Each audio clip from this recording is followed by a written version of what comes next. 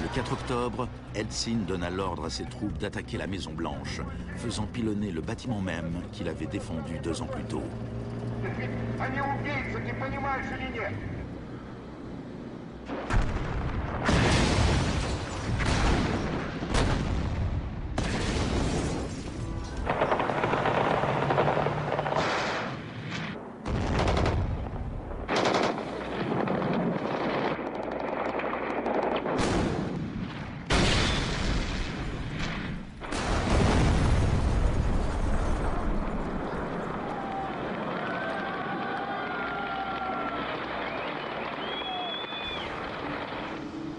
Warren Christopher, le secrétaire d'État américain, déclara « Les États-Unis ne soutiennent pas de gaieté de cœur la dissolution du Parlement, mais les circonstances sont exceptionnelles. »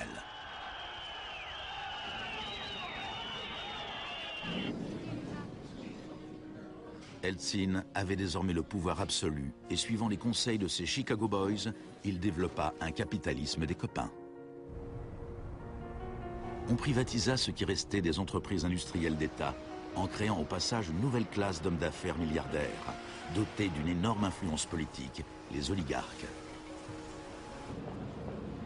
En 1998, 80% des fermes russes étaient en faillite et 70 000 usines d'État avaient fermé. En 8 ans, le nombre de Russes vivant dans la pauvreté avait augmenté de 72 millions. Et pendant ce temps, Moscou était devenue la ville où l'on trouvait le plus de milliardaires au monde.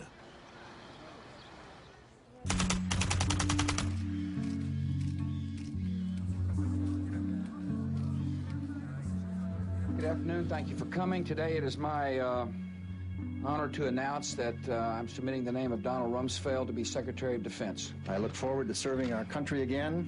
Rumsfeld avait déjà été secrétaire d'État à la Défense sous Gerald Ford, quand l'ennemi que l'on était censé craindre s'appelait l'Union soviétique. I'm not saying with certainty that the Russians are coming. I'm saying the trends are here. I'm not saying the Russians are 10 feet tall. I'm saying they used to be 5'3". They're now 5'9.5", and they're growing. Désormais, il y avait un nouvel ennemi plus proche. Dans un discours tenu le 10 septembre 2001, Rumsfeld annonça son intention de privatiser une grande partie de l'armée américaine. Milton Friedman aurait été fier de lui. Rumsfeld déclara « Le sujet aujourd'hui, c'est un adversaire qui pose une menace sérieuse pour la sécurité des États-Unis d'Amérique. Cet adversaire est l'un des derniers bastions de la planification. Il gouverne en imposant des plans quinquennaux. Cet adversaire vous rappelle peut-être l'ex-URSS, mais cet ennemi-là a disparu. Cet adversaire est plus proche de nous. C'est la bureaucratie du Pentagone. Aujourd'hui, nous déclarons la guerre à la bureaucratie. » Le lendemain, le vol 77 d'American Airlines s'écrasait sur le Pentagone, causant la mort de 184 personnes.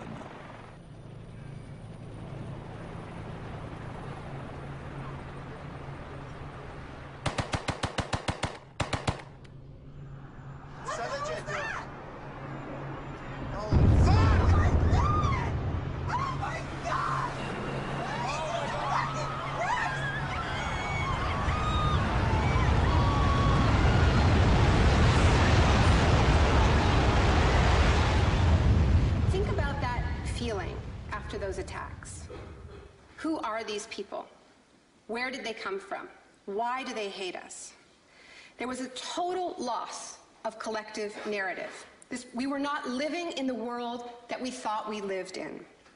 And we kept hearing from our political leaders that everything we thought we understood before the attacks no longer applied. There was a new phrase, pre-9/11 thinking. And what happened in that moment is that suddenly news stories sort of magically appeared. That we were in a clash of civilizations. That's the world that we suddenly lived in.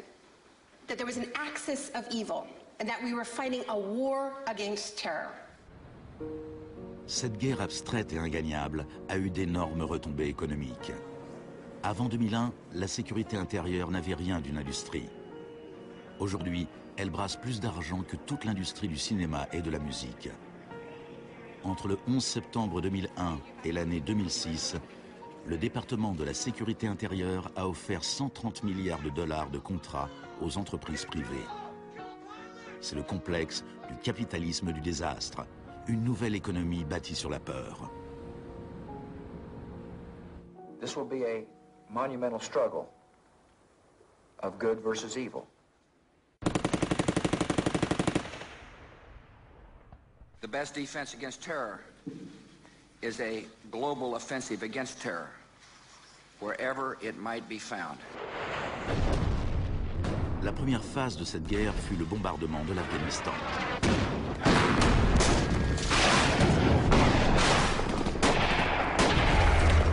Le gouvernement des talibans fut rapidement renversé. La gestion de l'après-guerre fut plus compliquée. Our fight against terrorism began in Afghanistan, but it will not end there. We're primarily looking at detainees that we can use. We're collecting intelligence.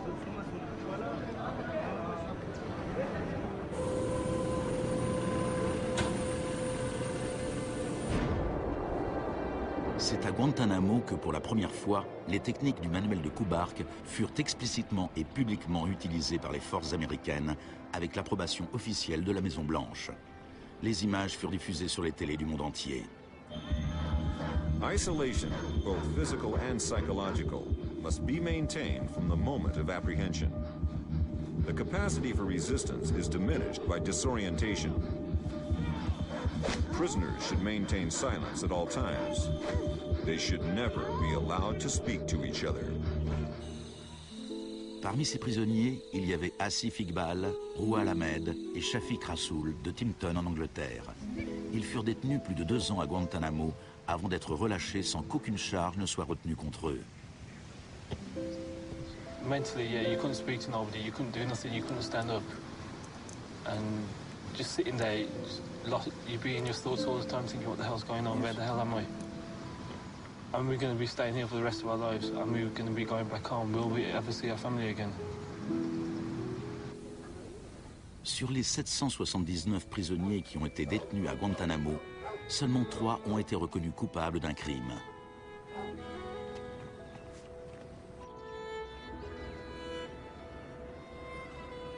Well, the only thing I know for certain is that these are bad people. It was a message to the whole world, and the message was clear. It was, this is what happens to you if you get in our way. The war on terror is not about one man, and it is not about one country. De nombreuses raisons furent avancées pour justifier l'invasion de l'Irak. Mais si les États-Unis avaient vraiment voulu attaquer un pays où se cachaient sans doute les chefs d'Al-Qaïda, un pays qui possédait l'arme nucléaire et qui vendait cette technologie nucléaire à d'autres pays, alors c'est le Pakistan qui aurait dû être visé. Le Pakistan entretenait des relations étroites avec les talibans et il était dirigé par un dictateur militaire. Mais George Bush choisit comme cible l'Irak, un pays qui possédait les 3e plus grandes réserves de pétrole au monde.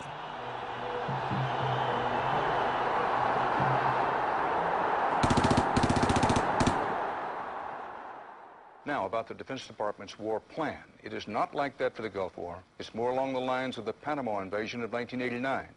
CBS News has been told it would start on what's called A-Day. A as in airstrikes. Airstrikes so devastating, they would leave Saddam's soldiers unable or unwilling to fight. The idea is to rain down the thunder so hard as to create, quote, shock and awe. If the Pentagon sticks to its current war plan, one day in March, the Air Force and Navy will launch between 300 and 400 cruise missiles at targets in Iraq.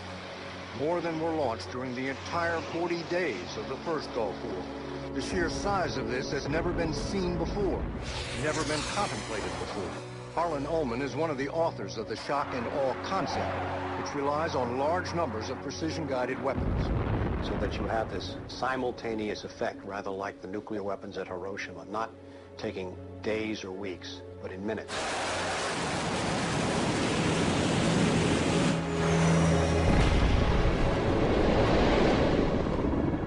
You also take the city down. By that I mean you get rid of their power, their water, and you begin this relentless campaign to wear them down so that 2, 3, 4, 5 days they are physically, emotionally, and psychologically exhausted. Last night, a square mile in central Baghdad seemed like hell on earth.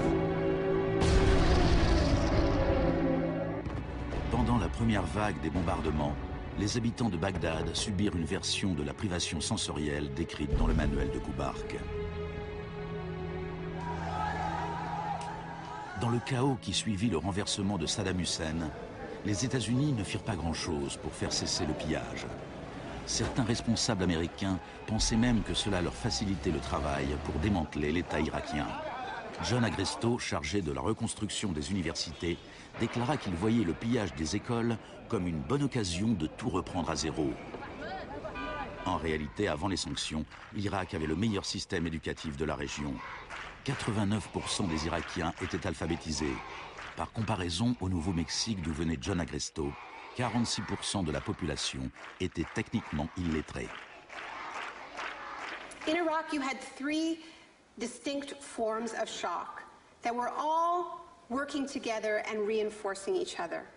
You had the shock of the war, which was immediately followed by economic shock therapy imposed under Paul Bremer. And as resistance to that economic transformation, that very rapid economic shock grew, you had the shock of enforcement, including torture. Three different kinds of shock.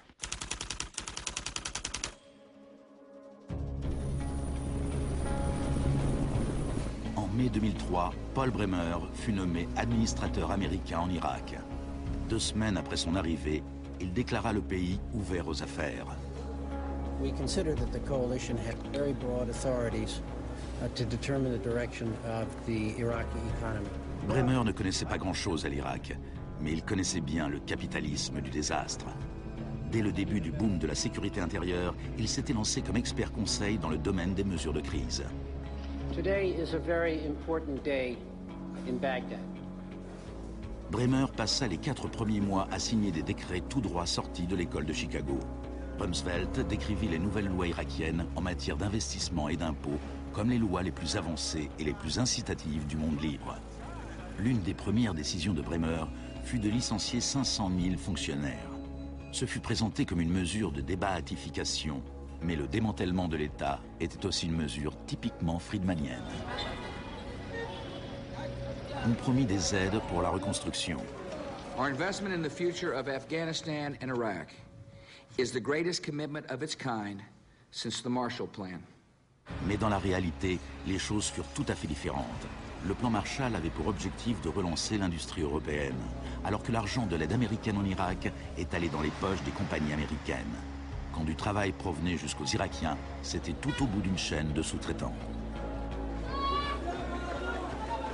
Creative Associates reçut plus de 100 millions de dollars pour rédiger des programmes éducatifs et imprimer les nouveaux manuels scolaires.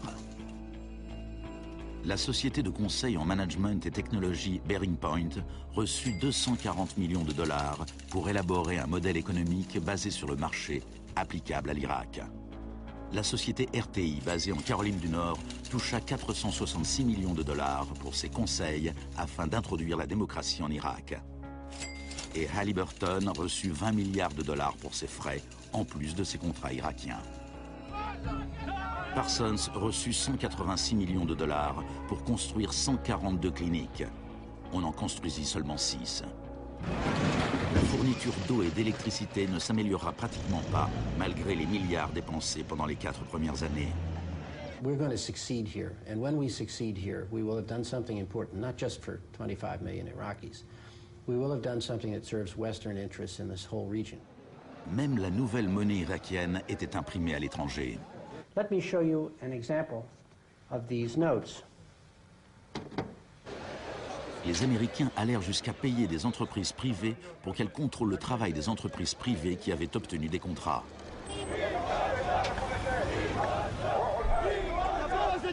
I was in Baghdad in 2004, and this is the period when bombs started to go off regularly in Baghdad. In fact, the night that I arrived, a bomb went off very near our hotel. But what was really striking to me in this period was that despite the violence and despite the chaos, the next day, Iraqis were out in the streets protesting. 19 killed and 100 injured in Najaf. And what they were demanding at this time was elections, the right to actually have a say in what the post-Saddam era would look like. Now, in the early days of the occupation, the protests were peaceful, but as time went on, And the protests didn't have an effect. More and more Iraqis joined the armed resistance.